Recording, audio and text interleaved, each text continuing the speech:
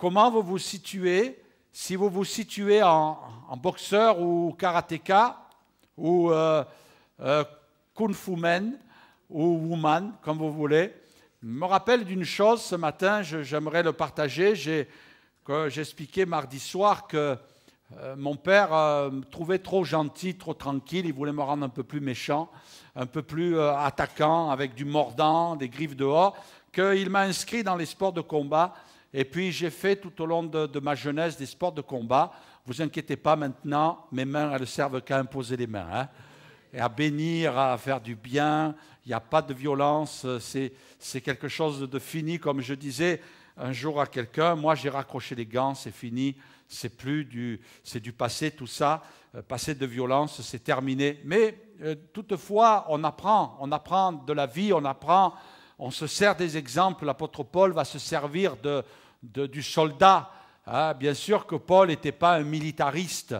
Et il ne faisait pas la promotion pour recruter des militaires violents, des Rambo. Non, il prenait un exemple. Et puis, moi, je peux prendre cet exemple aussi en toute liberté. Et puis, dire qu'une des particularités du combat, c'est que quand vous êtes en face d'un ennemi, quel qu'il soit, même si vous vous retrouvez, des fois, ça m'est arrivé malheureusement de me trouver des fois en face de plusieurs gars qui voulaient m'agresser. Et puis, il y a une des règles absolues, c'est qu'il ne faut jamais tourner le dos.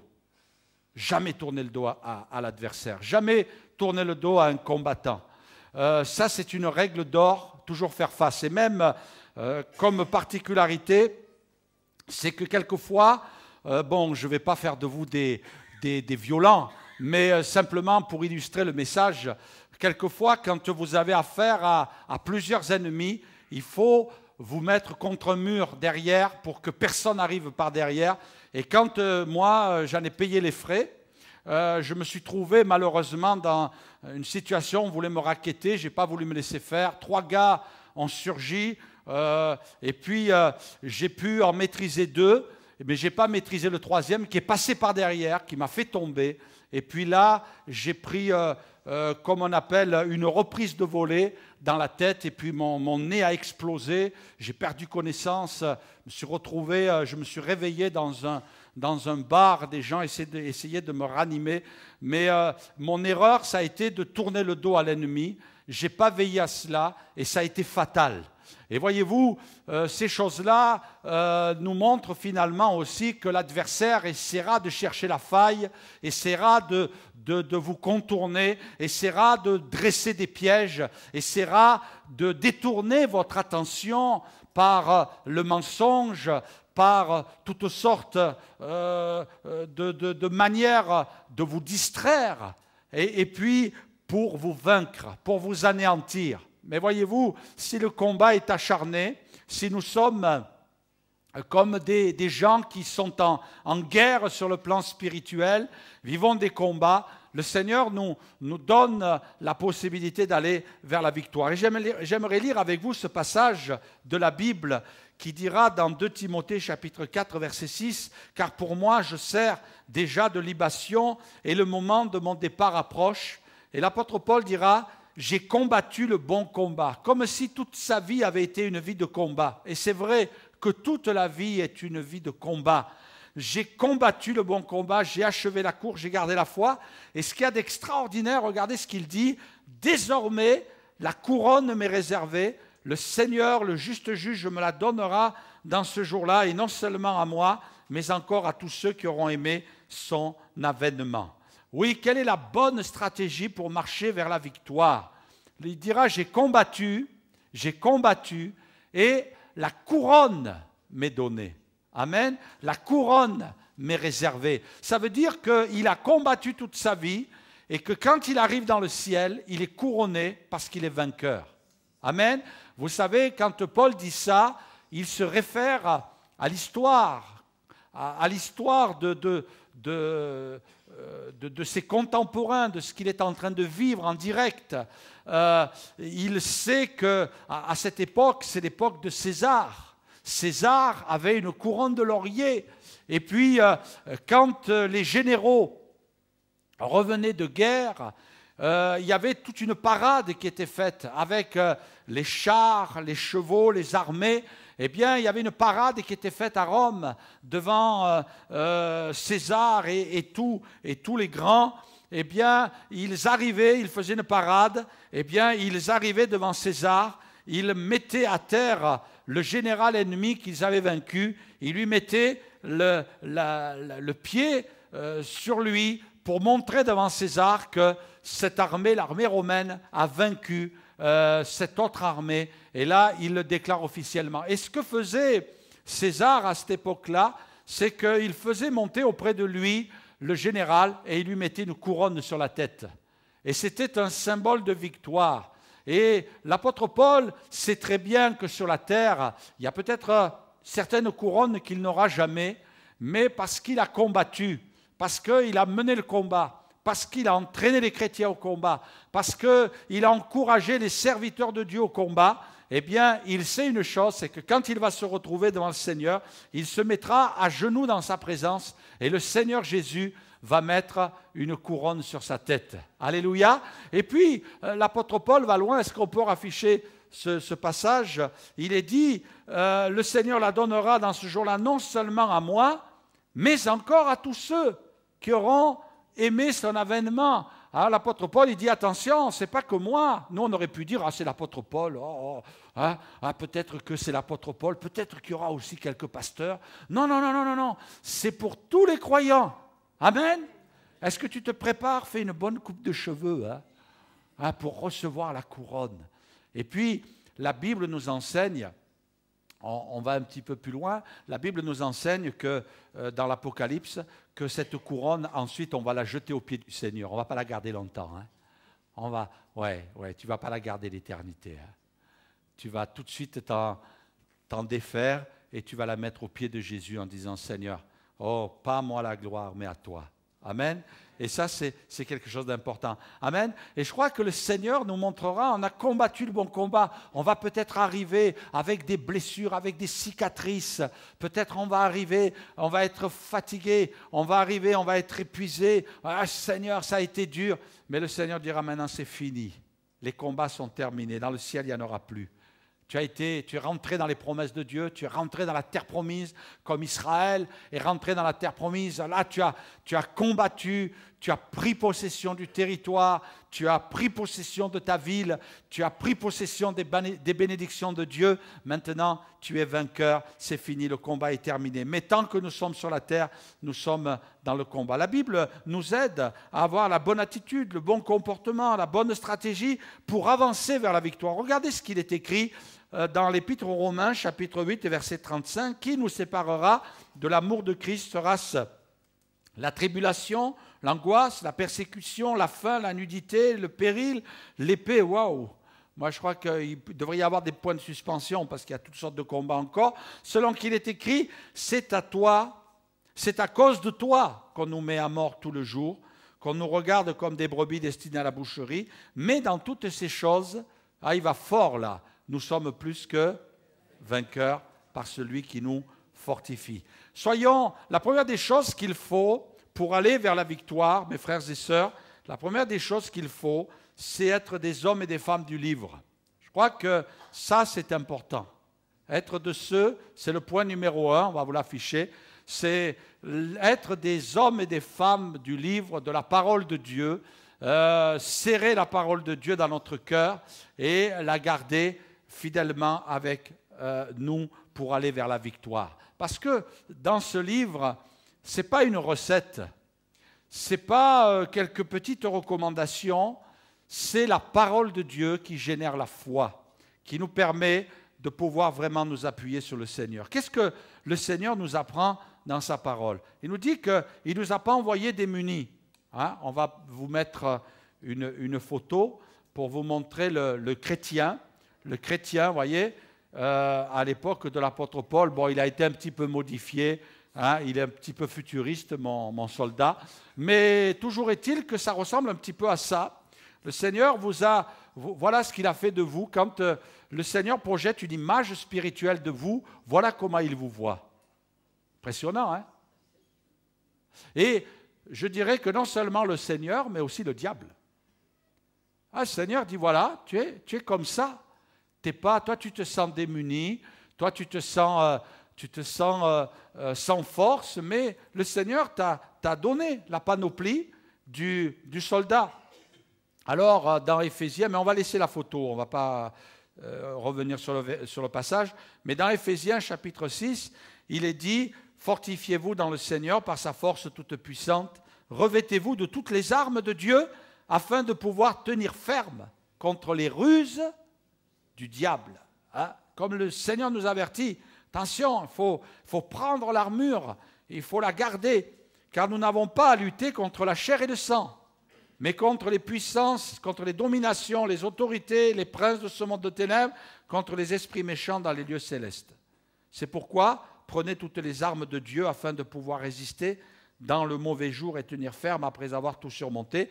Tenez donc ferme, ayez à vos reins la vérité pour ceinture. Revêtez la cuirasse de la justice, mettez pour chaussure à vos pieds le zèle que donne l'évangile de paix. Prenez par-dessus tout cela le bouclier de la foi, avec lequel vous pourrez éteindre tous les traits enflammés du malin. Prenez aussi le casque du salut et l'épée de l'esprit qui est la parole de Dieu. Moi, ce que je remarque, entre autres, bien sûr, il y aurait de quoi discuter pendant longtemps concernant la panoplie du guerrier. On est armé, on dort, même la nuit, on est toujours sur le qui-vive. Il est parlé qu'on doit lutter contre les puissances des ténèbres. Je crois que souvent, le problème que nous avons les uns et les autres, c'est qu'on ne voit pas ce qu'il y a derrière le problème. On ne voit pas ce qu'il y a derrière la difficulté. On s'arrête à ce qu'on voit. Pourquoi? Parce qu'on est humain, parce qu'on est dans un corps de chair. Mais le Seigneur nous invite à force de réflexion spirituelle, à avoir un regard spirituel qui se développe, une acuité spirituelle qui se développe comme si on voyait l'invisible.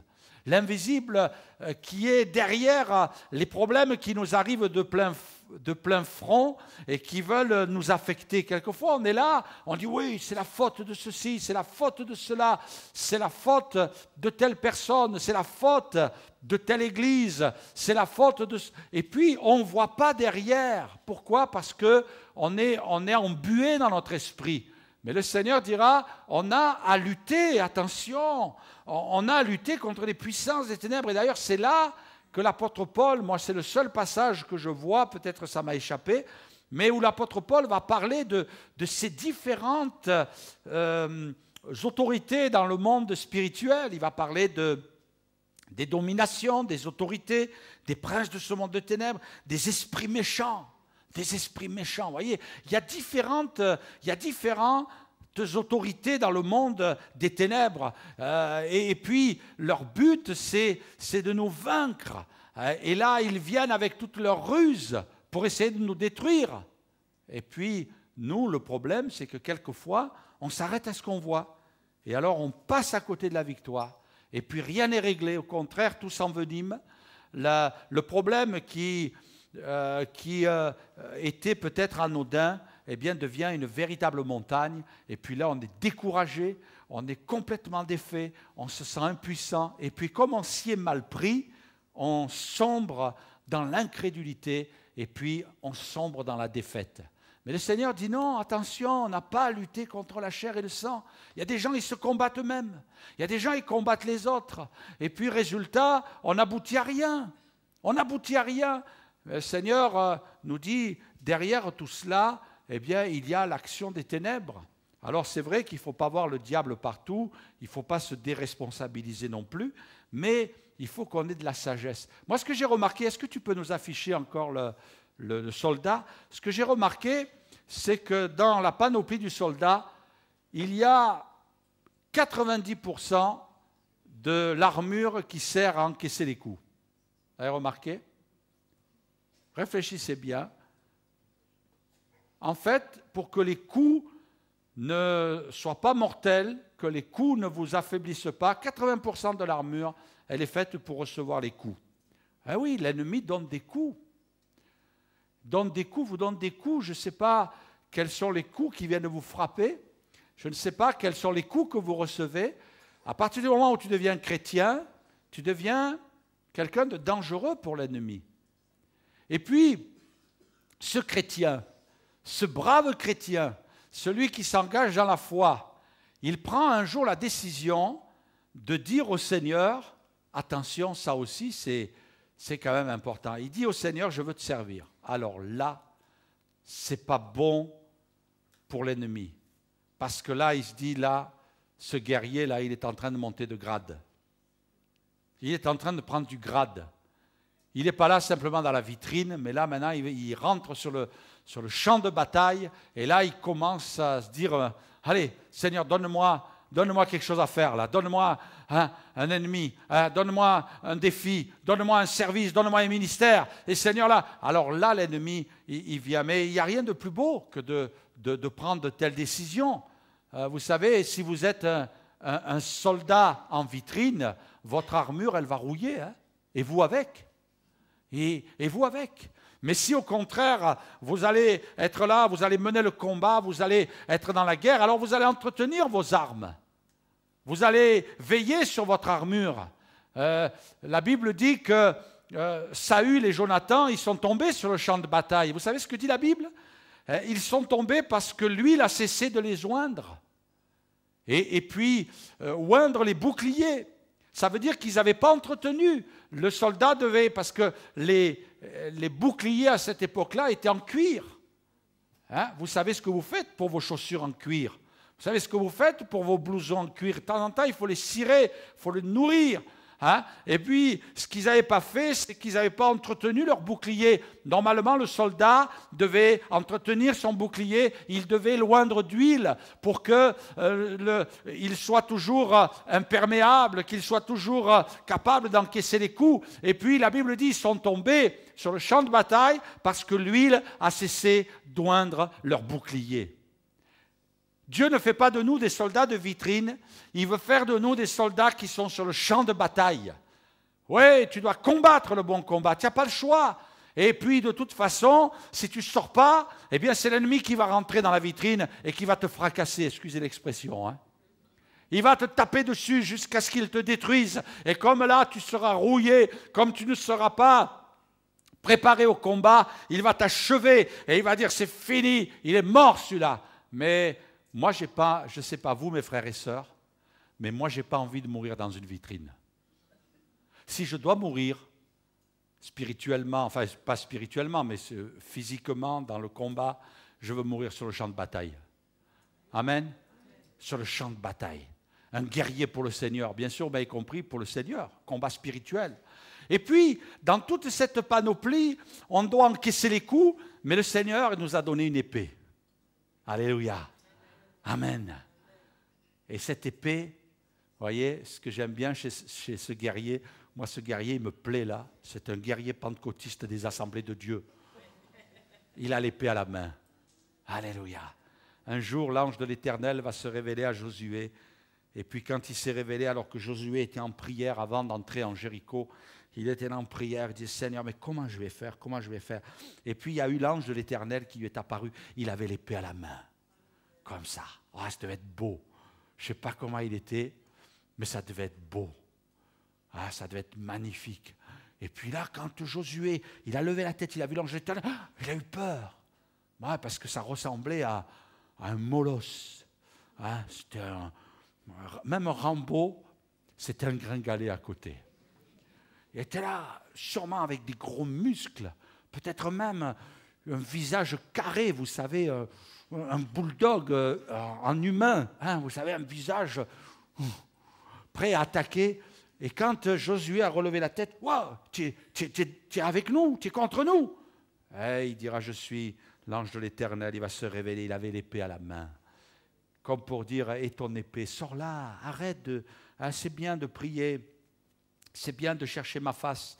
Il faut le faire et il faut que mais ensuite entre dans le combat. Le Seigneur m'a donné un jour une leçon. Je me rappelle, j'étais tout jeune dans le ministère. J'avais à peu près 3 ans de ministère. Je commençais, j'étais tout jeune. Et puis, je me rappelle m'être trouvé dans une charge de travail vraiment très, très, très, très lourde. C'était trop lourd pour moi. je démarrais, et puis il y avait une situation, il y avait vécu, le pasteur qui travaillait avec moi, j'étais en second, avait été obligé de vite partir pour aller aider une église, et puis j'étais resté dans une période de transition tout seul à gérer toute une église d'à peu près 150 personnes, et puis là je me suis trouvé vraiment en situation de pastorat, avec des gens qui demandaient, qui sollicitaient des problèmes. Je me rappelle, il y avait quelqu'un qui était venu me voir, il m'a dit, pasteur, voilà, je ne l'ai jamais dit, mais je suis un alcoolique. Il y a une autre femme, elle vient me voir, elle me dit, pasteur, je ne l'ai jamais dit, mais j'ai volé de l'argent. Et oh là là, un problème, deux problèmes, trois problèmes. Habituellement, c'était le pasteur qui était responsable, qui prenait tout ça. Et moi, je me suis trouvé dans un état d'épuisement. J'étais épuisé, je me rappelle, c'était lourd, c'était trop lourd, je devais assurer les réunions, je devais assurer les responsabilités. Et le pasteur m'avait dit, écoute, tu t'occupes de l'église, moi je ne peux plus, maintenant il faut que j'aille dépanner cette autre église en difficulté qui est sans pasteur. Donc moi j'étais complètement épuisé. Je me rappelle un jour, parce que j'habitais au-dessus de l'église, je m'étais mis contre le mur dans l'église et j'étais assis par terre, le dos contre le mur. Et là j'ai dit, Seigneur, j'en peux plus. Je venais de me lever le matin, j'étais fatigué déjà. Hein? Et puis, j'ai dit, Seigneur, mais je suis fatigué, j'en peux plus. Les nuits ne me suffisaient plus pour récupérer. Et puis, à un moment donné, j'étais là, je disais, Seigneur, j'arrive même plus à prier. J'arrivais plus à articuler. J'avais les yeux, vous savez, les rideaux à moitié descendus. Et puis, je disais, Seigneur. Et puis, à un moment donné, il y a eu comme un regain de foi. Le Seigneur il n'y a pas eu une visitation, je n'ai pas eu de frisson, il n'y a pas eu d'ange qui est apparu dans la salle, pourtant j'étais dans l'église, ça aurait été bien. Il n'y a pas eu d'ange qui est apparu. Et puis, par contre, il y a une parole qui est venue dans mon cœur, une parole simple, elle est venue doucement à me dire, mais bats-toi. Mais Seigneur, je suis fatigué, je ne peux pas me battre. Le Seigneur qui revient dans mon cœur et qui me dit, par le Saint-Esprit, bats-toi. Et là, je me rappelle, je me suis levé, j'oublierai jamais cette image, je me suis levé et j'ai commencé à parcourir la salle et j'ai fait, au nom de Jésus, je prends la victoire.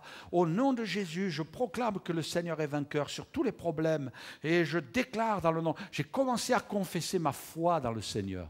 Et puis le Seigneur m'a relevé. Le Seigneur m'a restauré comme si j'avais pris tout un tube de fortifiant. Les yeux se sont ouverts. Je suis devenu nerveux d'un coup.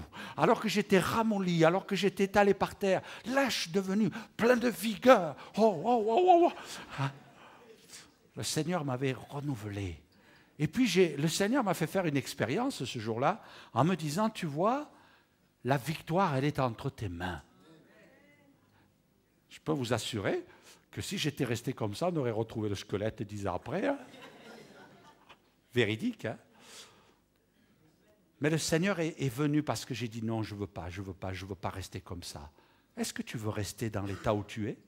Est-ce que tu veux rester, excuse l'expression, il n'y a pas de mépris, est-ce que tu veux rester encore des mois et peut-être des années à pleurer sur tes problèmes, à pleurer sur tes difficultés? Et ce matin, il y a des choses, c'est vrai, c'est tellement personnel, je ne peux pas vous les dire parce que c'est personnel. Et puis, mais je peux vous dire que des coups, l'ennemi en a donné. Mais le Seigneur, et ce matin dans mon bureau, j'étais en train de bénir Dieu parce que je passais des combats dans mon esprit. Et je disais, des fois, c'est des coups et puis ça a duré des mois, des fois des années. Mais le Seigneur a donné la victoire. Alléluia. Et puis, te décourage pas. Dis, oh, ouais, tu regardes, tu dis, ouais, mais lui, il est pasteur, lui. Hein. Lui est pasteur, lui. Hein. Alors, c'est sûr que quand il prie, ça monte plus direct. Hein. Hein? Moi, ça prend des détours, hein, parce que je ne suis pas pasteur. Mais non, mais ça, ce n'est pas biblique, ça. Ce n'est pas la parole de Dieu. Ça, c'est dans ta tête que tu t'es monté ça. Peut-être même que le diable t'a aidé à le monter. Mais non, le Seigneur te dit non, sois courageux, ne baisse pas les bras. Ça fait combien que tu te bats? Ça fait combien que tu combats? Continue, ne lâche pas. Et le Seigneur t'a donné une épée. Allez, bats-toi, lève-toi, vas-y. Bats-toi, entre dans le combat et ne laisse pas l'ennemi t'atteindre. La deuxième chose que je voudrais dire et qui rejoint un petit peu ce que je disais, décodez votre état. Décodez votre état. C'est vrai que des fois, on est là fatigué tout simplement. Fatigué, peut-être même On est là dans un moment un peu comment dire, d'épuisement. Je me rappelle un jour, ça m'est arrivé, mais bon, par la grâce de Dieu, c'est des choses qui quelquefois nous apprennent. J'étais un petit peu en litige avec un collègue pasteur par rapport à une situation en disant, écoute, dans cette situation-là, tu ne nous as pas suivis, tu ne nous as pas épaulés, c'est un petit peu dommage. Et puis, je lui faisais part de mes reproches et peut-être même un peu de pensées négatives. Et puis, à un moment donné, il m'a répondu en me disant, va te reposer. J'ai dit, qu'est-ce qui m'agresse là ou quoi? Et puis, je suis resté là. Il m'a répondu comme ça, parce qu'on avait dialogué, on avait échangé. Bon, c'est quelqu'un qui est dans une autre ville, et puis c'est un ami, c'est un ami pasteur que j'aime beaucoup. Et puis on a échangé librement. Et puis à un moment donné, il m'a répondu, il me dit, va te reposer. Et j'ai trouvé ça bizarre. Ça m'a un petit peu mis en colère. Bon, je ne lui ai pas répondu, parce que j'ai dit, ça va monter, ça va escalader là, et c'est pas bon. Mais il m'a dit, va te reposer. J'ai réfléchi là-dessus. Et je dis, oui, tu as besoin d'aller te reposer. Parce que quelquefois, quand on est fatigué, vous avez remarqué, quand on est fatigué, on voit tout noir. Pas vrai? On voit tout noir. Et puis quand on est fatigué, eh bien, même on ne voit pas les solutions, on ne voit pas la victoire, on ne voit rien, on ne voit que la défaite. Hein? Je me rappelle aussi avoir entendu ce témoignage et l'avoir vécu, avoir comme cette forte sensation d'entendre l'ennemi me dire « je vais te tuer ». Je vais te tuer. J'ai entendu ces témoignages aussi d'autres serviteurs de Dieu qui ont vécu ça. Je vais te tuer. Waouh! Et puis c'est vrai que, alors quand vous entendez ça, que ça résonne dans votre cœur, que vous sentez que c'est une parole de l'ennemi, je vais te tuer, alors vous dites, bon, qu'est-ce que je vais prendre, du sapin ou du chêne pour mon cercueil? Et puis, est-ce que c'est peut-être temps que je souscrive une assurance pour ma femme, qu'elle vive quand même à l'aise quand je vais mourir? Et puis, bon, est-ce qu'elle va s'en sortir? Et peut-être ça serait bien d'avertir les enfants un peu, de prendre soin de leur mère. Et puis, voyez comme on est. Bon, je schématise, mais bon, je pense qu'on y pense tous à ça. D'entendre l'ennemi, je vais te tuer. Hein? Et puis d'entendre aussi l'ennemi dira, avec tous les cancers qu'il y a, tu vas avoir le tien. Tu vas avoir un cancer. Alors il va se déclarer où ton cancer? Au cerveau, au bout des doigts de pied? Il va se déclarer où ton cancer? Ah, s'il se déclare là, et s'il se déclare là, et puis arrête ton film. Arrête ton film. Ne va pas dans la pensée de l'ennemi. Sois prêt. Peut-être que tu connaîtras l'enlèvement de Jésus, peut-être tu mourras, on ne sait pas. Tu vas peut-être mourir très vieux. Il y a un frère ce matin, il est venu me saluer, il me dit, j'ai 80 ans. Ah ben, gloire à Dieu, pour ce frère qui a 80 ans. Moi, il me reste un petit bout encore à faire pour y arriver. Mais je ne sais pas si je vais y arriver. Je ne sais pas si je vais y arriver. Ben ouais. Et puis son épouse a dit, frère, est-ce que vous avez dépassé les 50 ans? Mais non, regardez comme je suis beau. Elle avait des doutes. Hein? Est-ce que vous avez dépassé 50 ans? C'est vrai que le dimanche matin, j'en fais moins. Mais le matin au réveil, j'en fais un peu plus. Ben oui, mais de toute façon, peu importe, le principal, c'est d'être prêt. De marcher avec le Seigneur, d'être fidèle. Moi, j'ai bien aimé, parce que quelquefois c'est bon, Rick Warren va dire « me relever quand je suis déprimé ». Et il dira « je ne pourrais pas compter le nombre de fois où j'ai voulu démissionner de mon ministère pendant mes 21 années à Saddleback Church ». Combien de fois il a voulu démissionner, il ne compte plus. Alors il disait « quand je suis déprimé », parce que vous croyez que ça vous arrive qu'à vous, hein? Il ne faut pas croire, tout le monde passe par là. Quand je suis déprimé, premièrement, je me repose. Va te reposer, m'a dit un pasteur. Deuxièmement, je réorganise mon travail. Troisièmement, je regarde au Seigneur. Quatrièmement, je résiste au diable. Amen. La Bible dit que c'est dans le calme et la confiance, dans le repos, la tranquillité et le repos, que sera votre salut, et c'est dans le calme et la confiance que sera votre force. Amen.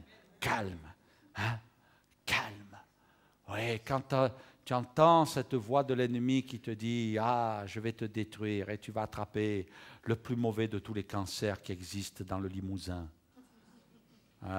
Tu vas sombrer dans une dépression, tu vas sombrer dans la folie. Quand tu sens que l'ennemi te dit tout ça, toi, tu lui dis comme ça, est-ce que moi je m'énerve? Est-ce que moi je me mets en colère? Je suis calme. Doumé. Je suis calme. Amen. Reste calme, pas de panique à bord. Reste calme. C'est dans le calme et la confiance. Reste calme. Ah, qu'est-ce que tu fais? Tape la tête contre le mur? Hein?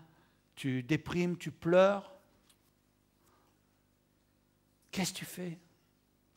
Mais le Seigneur dit, reste calme. Reste calme. L'ennemi peut venir, il peut rugir, reste calme. Parce que c'est dans le calme et la confiance. Et puis, ce qui est important aussi, c'est ne pas s'isoler. C'est important. Je le dis ce matin, peut-être vous avez l'impression que c'est de la haute théologie, mais c'est tout simple, ne t'isole pas. Le diable, la Bible dit, il est comme un loup. Il est comme un loup. Regardez ce qui est écrit dans la Bible. Jésus dira, je suis le bon berger. Le bon berger donne sa vie pour ses brebis. Amen. Le mercenaire, qui n'est pas le berger et à qui n'appartiennent pas les brebis, voit venir le loup, abandonne les brebis et prend la fuite, et le loup les ravit et les disperse. Vous avez remarqué tous les personnages ici? Il y a le loup et les trois petits cochons. Il y a le loup qui est là, et puis vous avez les brebis, d'accord? Deuxième catégorie de personnages, le loup, les brebis. Vous avez le berger et vous avez le mercenaire. 4 personnages, 4 groupes de personnages qui apparaissent ici. Hein? J'aimerais, on peut baisser un petit peu la lumière, s'il vous plaît. Et puis j'aimerais vous montrer histoire vraie. On est on est à la période de l'image. Alors j'ai une belle image pour vous. C'est un petit clip. Vous allez voir une petite vidéo. On va vous la montrer. Vous allez voir comment sont les brebis de Limoges. Comment je vois les brebis de Limoges, moi. Regardez, vous allez voir. On va vous montrer. C'est bon? Voilà, on va vous le montrer. Regardez les brebis de Limoges sur la gauche et regardez le loup sur la droite. Voilà. Ça, c'est les brebis de Limoges. Regarde. Mais attendez, c'est pas fini. Attendez, c'est pas fini. Elle ne lâche pas. C'est des vrais pentecôtistes. Elle ne lâche pas.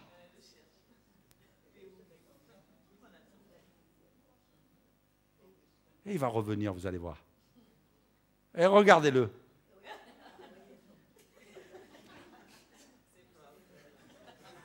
Ah. Est-ce qu'on peut applaudir ces brebis-là? Ça, c'est de la brebis pentecôtiste. C'est de la bonne brebis. Et elle ne lâche pas. Et vous avez remarqué le loup? Allez, c'est bon, on ne va pas la repasser. D'accord? On peut laisser comme ça les lumières, c'est bon, merci. Parce qu'il va y en avoir une autre à passer. Vous allez voir, elle est pas mal, l'autre aussi. Ne t'isole pas. Est-ce que j'ai remarqué, chez ces brebis, elles étaient 3. Bon, c'est une petite église, là. Hein? Allez, on va dire que c'est un groupe de maisons de l'église de Limoges. Amen. Si tu t'isoles, tu es fichu. Vous savez... je l'ai déjà dit, je le redis, la particularité du loup, c'est qu'il isole la brebis pour la dévorer. Il a peur du groupe. Peut-être pour ça, je ne sais pas, mais là, il a senti un bloc. Il a senti un bloc et il a dit, tant que tu es dans le bloc, tant que tu es dans l'église, tant que tu ne t'isoles pas, tant que tu ne te mets pas de ton côté, la Bible dit, celui qui se tient à l'écart cherche ce qui lui plaît, il fait des caprices, dira une autre version, tu es dans ton coin, nanani, et nanana, et tu fais pipi et tu te roules dedans. Non, pardon, excusez-moi, je n'aurais pas dû dire ça. Ma femme, elle va me crier à midi. Je vais être privé de dessert. Non, mais mes frères et sœurs, est-ce que c'est pas comme ça qu'on est quelquefois? Aïe, aïe, aïe, aïe, aïe. Ouais, non, pas alléluia quand même. Pas alléluia. On dit oui, mais on ne dit pas alléluia. Ouais, mais quelquefois, on est comme ça. On est dans notre coin. Et puis, l'ennemi, il veut nous détourner pour mieux nous dévorer. Et vous savez la particularité. Pourquoi le Seigneur a comparé au loup? Parce que le loup, Il veut tout prendre. Il veut dévorer, il veut diviser, il veut disperser. Et puis il y a le mercenaire aussi. Le mercenaire, lui, il fait son job, lui. Il n'en fait pas plus. Il est payé pour faire 8 heures, il fait 8 heures. Mais le berger, lui, il va loin. Il donne sa vie pour ses brebis. Amen. Et le Seigneur a donné sa vie pour nous. Alléluia. Et puis, je termine en vous disant, ce qui est important, c'est de résister. Résister. L'ennemi, il redoute le croyant qui résiste. Résistez à l'ennemi, résistez-lui, résistez-lui. La parole de Dieu, elle insiste là-dessus. Elle dira, soyez sobre, votre adversaire, le diable, rôde comme un lion. Là, cette fois-ci, c'est un lion. Là on monte un cran, là. Moi, je préfère avoir affaire à un loup qu'à un lion. Je ne sais pas ce que vous en pensez, vous. Le lion rugissant, cherchant qu'il dévorera. Résistez-lui avec une foi ferme, sachant que les mêmes souffrances sont imposées à vos frères dans le monde. C'est vrai, il y a des chrétiens qui souffrent dans le monde aussi. Résistez. Résister, littéralement, devrait être traduit par faites-lui opposition. Opposez-vous à l'ennemi. Et puis même, je ne sais pas, imaginez, bon, il est costaud, il est musclé, mais que le diable vienne attaquer David. Et que moi, je dise à David, je viens avec toi. On va lui résister à deux. Ah, c'est bien mieux ça. Hein? C'est bon quand des frères et sœurs prient avec nous. Amen, on va le faire dans quelques instants. On n'a pas de pouvoir, on n'est pas meilleur que vous, on n'a pas de puissance. La puissance, elle est dans le nom de Jésus. Jésus a dit, c'est à mon nom que vous chasserez les démons. Alléluia. Il nous a donné de l'autorité, le Seigneur. Et puis, par contre, il est dit, si deux s'accordent à mon nom, je suis au milieu d'eux. Si deux s'accordent pour demander quelque chose à mon nom, je leur donnerai. On va s'accorder. Je ne sais pas ce matin quel est ton combat, mais arrête de dire c'est comme ça. Je vais finir ma vie comme ça. Non, tu n'es pas obligé. Tu n'es pas obligé. Tu n'es pas obligé. L'ennemi, il veut te dévorer. Il veut te dévorer. J'aimerais qu'on projette cette deuxième vidéo. La nature nous donne des leçons. Le Seigneur dit d'aller vers la fourmi, mais quelquefois on peut aller vers d'autres animaux. On va vous montrer une autre vidéo. Voilà, on va vous la montrer. Regardez-la bien parce qu'elle est pas mal aussi pour nous donner une leçon.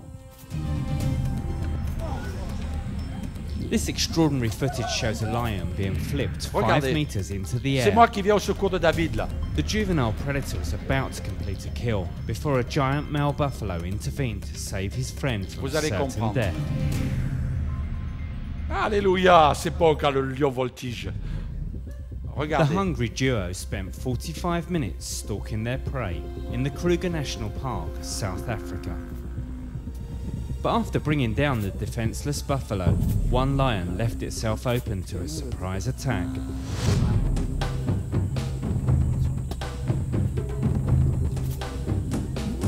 The astonishing moment was captured by 52-year-old Ian Matheson and his 16-year-old son, Oliver, during an early morning safari.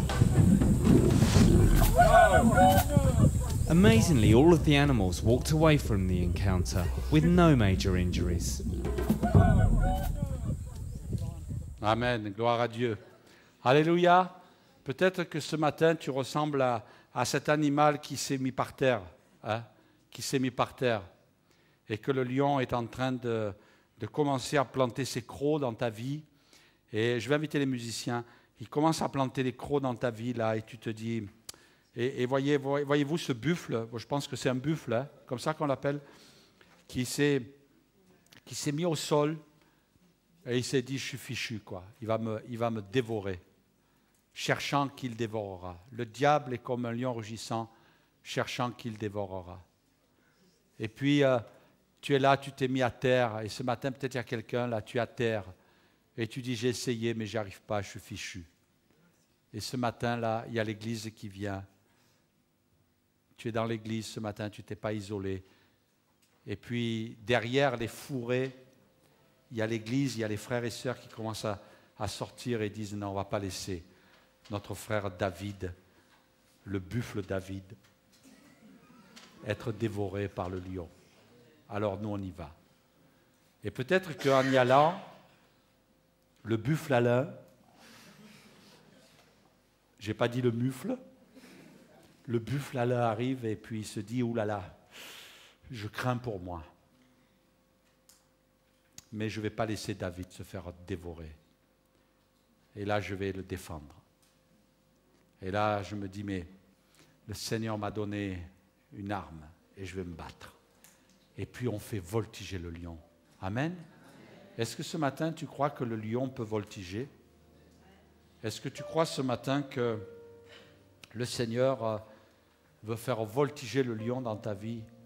Baisse pas les bras. Tu te bats contre quoi? Quel est ton combat? Un péché? Une maladie? Une dépression? Peut-être un membre de ta famille? Peut-être un être cher? Peut-être tes enfants, peut-être tes parents, peut-être ton frère, ta sœur. Quel est le combat que tu mènes? Tu vas laisser l'ennemi le dévorer? Non. Non. Je ne vais pas laisser l'ennemi. Je ne vais pas laisser l'ennemi arriver à sa fin et dire ah, je l'ai vaincu. Non. Moi, je veux être une proie qui va donner du fil à retordre à l'ennemi. Pour ma propre vie déjà. C'est vrai qu'il peut me donner des coups. Le Seigneur ne m'a pas dit tu vas avec un chapeau de paille, un petit bermuda à fleurs, des lunettes de soleil et tu vas à la guerre. Là. Non, le Seigneur m'a dit de prendre l'armure. Et il me dit tu vas te battre. Et ce matin, on va se battre. On va faire voltiger l'ennemi ce matin. La nature nous donne une leçon. La parole de Dieu nous donne un enseignement. La Bible dit, résistez-lui avec une foi ferme et il va fuir. Alléluia. Alléluia. Vous savez, j'ai vu une vidéo un jour, un lion, vrai encore, un lion qui est en train de manger sa proie. Et puis dans une tribu, cette tribu, il y a 3 hommes, ils étaient 3 exactement. Et puis, leur particularité, c'était d'aller chasser les proies que le lion avait tuées et de prendre la viande et de partir avec. Ils arrivent avec des lances, tous les 3, et d'un pas décidé, ils foncent vers le lion. Comme ils sont 3, le lion abandonne sa proie et il s'en va. Et eux, ils prennent la proie, ils ramènent tout au camp pour manger la viande. Et ça, ce n'était pas occasionnel, c'était quelque chose qu'ils faisaient en permanence.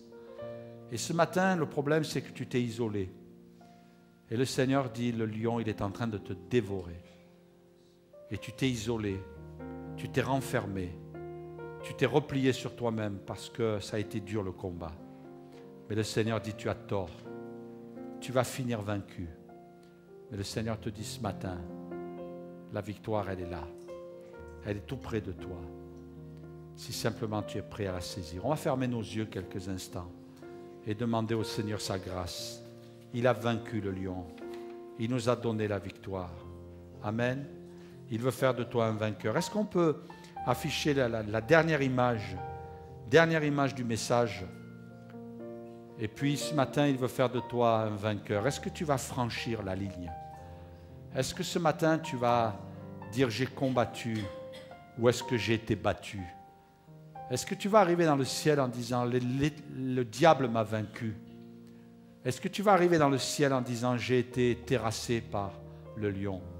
Ou est-ce que tu vas arriver dans le ciel en disant Seigneur, j'ai combattu? C'est vrai, j'ai pris des coups, mais j'ai combattu.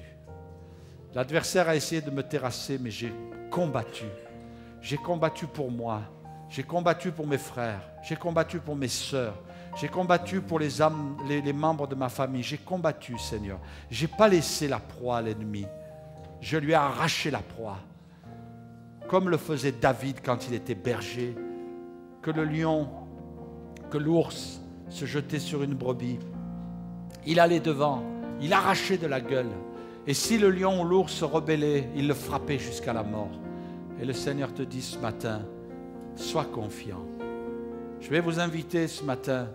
Peut-être quelqu'un a besoin. Simplement, tu te lèves à ta place, tu viens devant. On va prier avec toi. Peut-être tu luttes contre la maladie. Tu luttes contre la souffrance. Tu luttes peut-être contre des dérives. Mais ce matin, le Seigneur veut te donner la victoire. Alléluia. Crois-le. Crois-le ce matin par la foi. On va faire voltiger le lion. On va le faire voltiger le lion. On va lui résister et on va lui dire, tu t'en vas maintenant, Satan. Tu t'en vas ce matin, Satan. On veut proclamer la victoire de Jésus. Oh, on veut proclamer que le Seigneur est vainqueur. Alléluia. Ce matin, place ta confiance dans le Seigneur. Viens devant. Viens devant. On va prier également pour une sœur, Jacqueline, qui souffre dans son corps. Notre sœur a demandé aussi la prière de l'Église. On va prier. Je vais lui demander de venir spécialement devant.